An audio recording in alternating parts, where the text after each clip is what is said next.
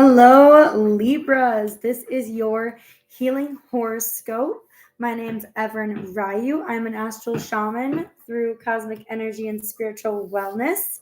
We are going to be going over the planetary transitions and lunar phases for the week of February 26th through March 3rd. Circle is open. I will be shaking my rattle to connect the cards and minerals with you at this time.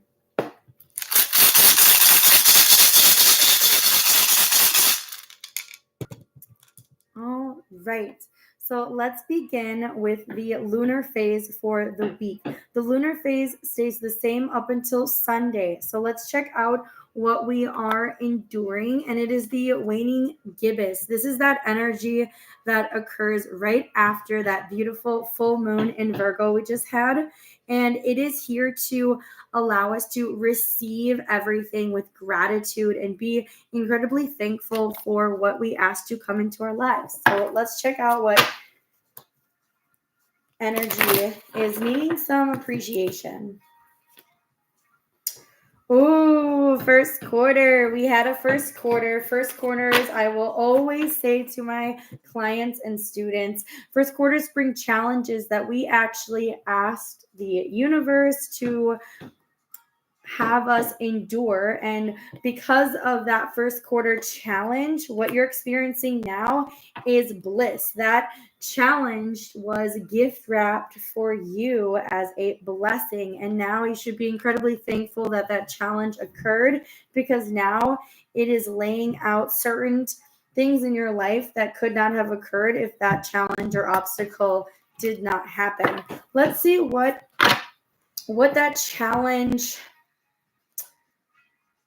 looked like in the beginning of winter and how it translates to now. Let's see how you overcame this. Offerings. Look at that dessert. Yum.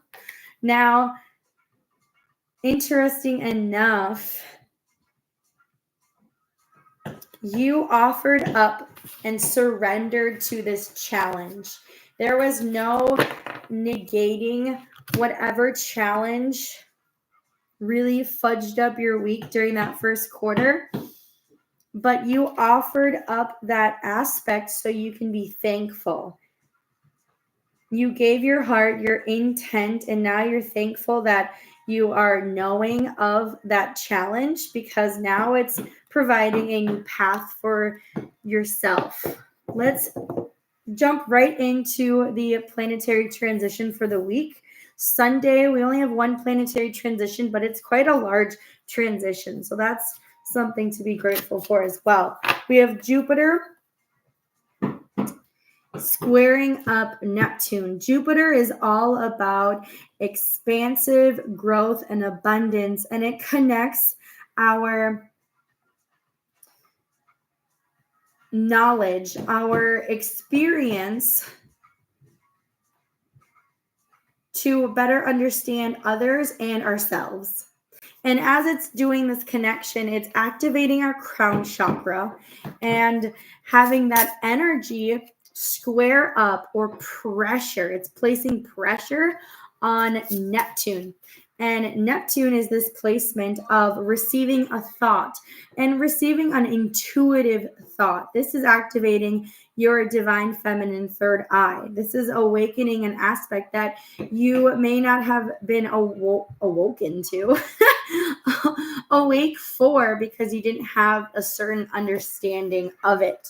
Let's check out how these planets are interfering with your distant future, because when Neptune and Jupiter enter our chakra centers, there's something very large at play, and it affects not just the week or the month, it affects decades to come. So let's see what's going on here.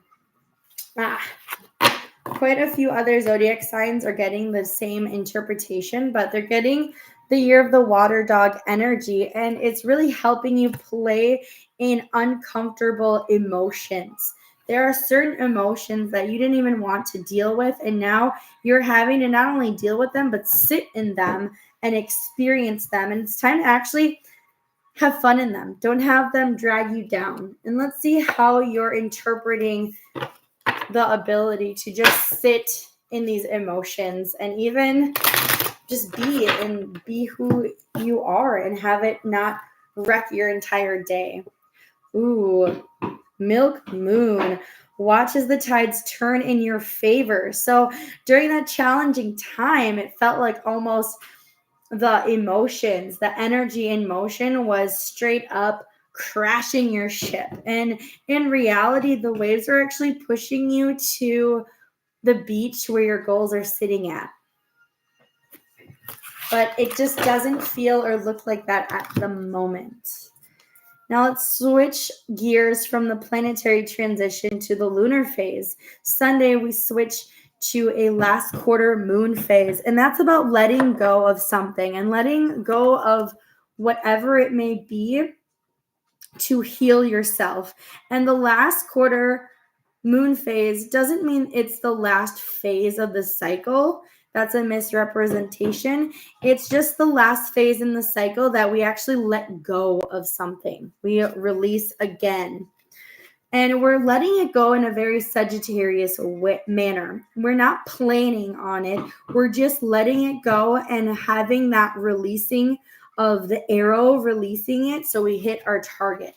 If you do have Sagittarius placements, those will be affected for releasing out of as well. Let's check out what you're going to let go that's actually going to be very healing. Resources. You're going to let go of something physical. And when you let go of something physical that is attached to the challenge, you're actually going to feel an instant relief. Let's see how this instant relief of letting go of a physical resource that's connected to that challenge assists your awakening into spring.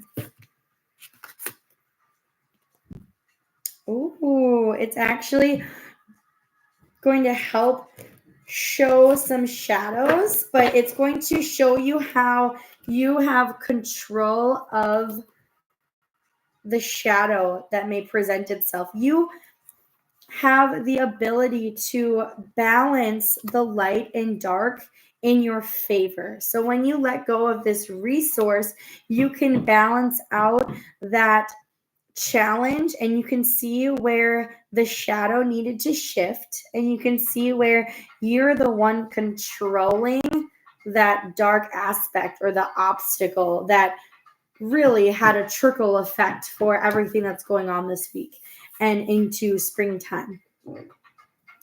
Let's see furthermore on how this is helping your winter rejuvenation and helping that download be relevant. Pumpkin patch. Okay. Pumpkin patch. So I'm really seeing a cycle here. I'm seeing a cycle. I'm seeing that there's actually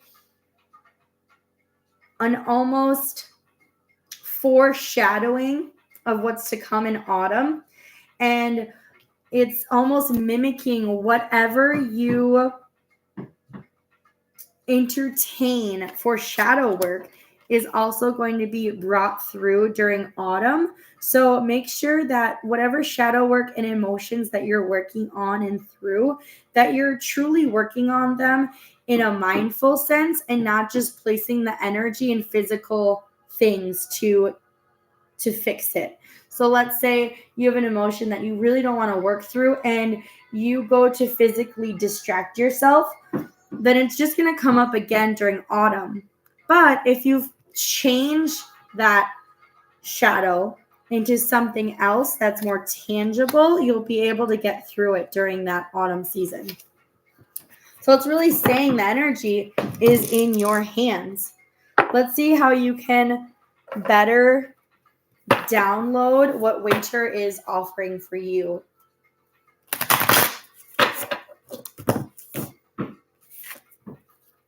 Nurture, giving yourself love, care, and encouragement. Nurture yourself. Nurture your shadow. Mend and bend and shift so you're sailing nicely through certain emotions. let go of the need to almost take the wheel. It's like you're taking the wheel of the ship, right? And you're trying to control the waves. You're trying to control the ship when in reality, the waves are bringing you to exactly where you need to be. And you just need to relax and take care of your well-being. Let's get some cards to simplify this entire reading. I'm going to get an angelic card. And then we'll shift on over to some simplified cards. 4. You need to mend all of your 4 bodies and elements together, because I feel like you've been separating them into physical objects, and now that you need to face a certain emotion, it's becoming difficult because you've separated your mind, you've separated your body, you've separated your spirit, and you've separated your energy, where it's too hard to take care of all of these things. But if you take care of it as one, it's that much more easier. So when you see the number 4, recognize to stop the separation and see yourself as a whole. And when you see the number 2, it's time to let go of something physical that you've been just using to distract yourself. Ground yourself. You need to ground yourself. Whenever you find yourself trying to distract yourself, try grounding yourself. I would check out what your Saturn placement is, even going to that video and seeing what's going on within your Saturn placement. Ground yourself, go outside, take off your sneakers and socks and try and put them on the ground. Work on your root chakra. Even working with crystals can assist you in grounding your well-being. I'm going to pull a Lyran card over here. This star system is so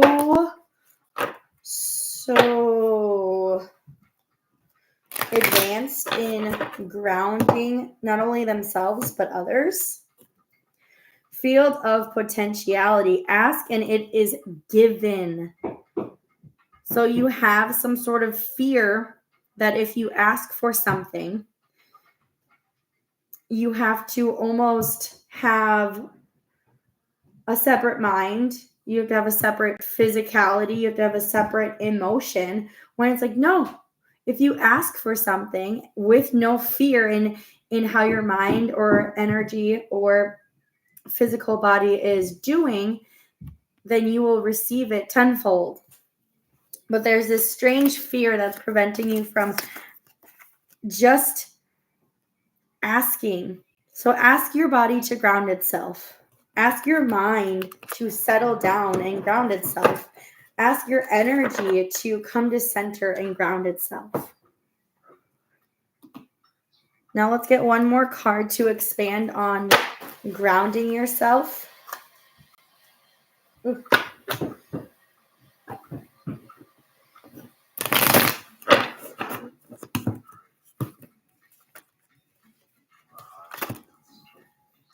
Inner voice.